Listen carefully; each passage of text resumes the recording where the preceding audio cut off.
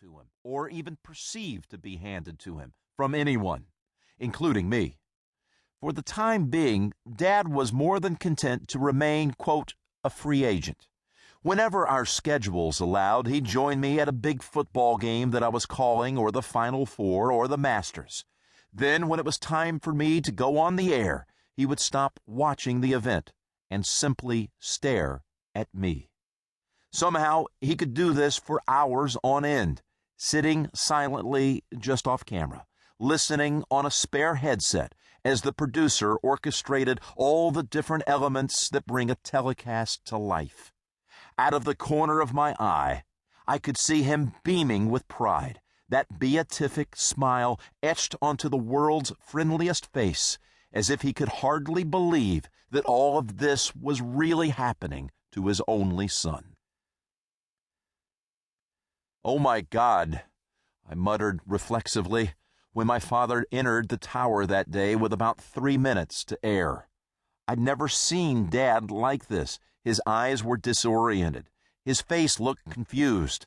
His speech was halting and barely coherent. We rushed to get him something to drink and some towels. Dad was a young 66, vibrant, active, and strong.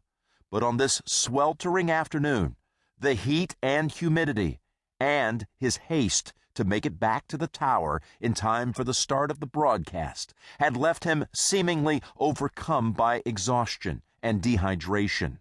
Instead of taking a few sips of water, as he might usually do, I watched him gulp down 2 full bottles. "Listen, Dad, why don't you go over to our CBS hospitality suite in the clubhouse? Cool off, catch your breath, and then come back here," I told him. "We've got all weekend together, so you take your time. There's no rush."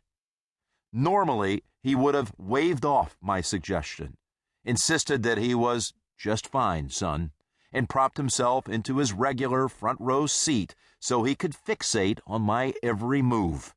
Instead, this time he nodded slowly and turned for the door at the back of the tower and started down the stairs. The moment I finished signing off, Frank Cherkinian gently instructed, "Jimmy, don't get off headset just yet." Frank's booming bark was now modulated to a solicitous whisper as he asked me, "Are you sitting down?" Instantly it dawned upon me and on Ken Venturi, who was at my side, also listening, that my father had not returned to the tower. I had assumed that once Dad had gone inside, he probably made some new friends, as he invariably does, and decided to stick around, tell some jokes, and watch the broadcast with them from the comfort of the air-conditioned clubhouse. "First, let me assure you that your dad is just fine, Jimmy," Frank said, "but he was taken to a nearby hospital. Apparently, as he left your tower, he collapsed at the base of the steps. Your mother insisted that I not tell you while you were on the air. I've been getting regular updates for the last 90 minutes, and we've got a car waiting to take you to see him.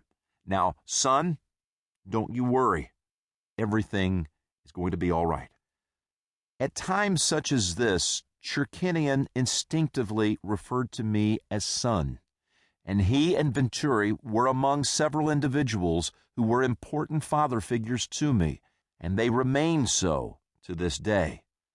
The one saving grace for my father was that the 18th hole at Colonial was directly across from a first aid tent and just a few hundred yards from where ambulances were parked on the other side of the clubhouse.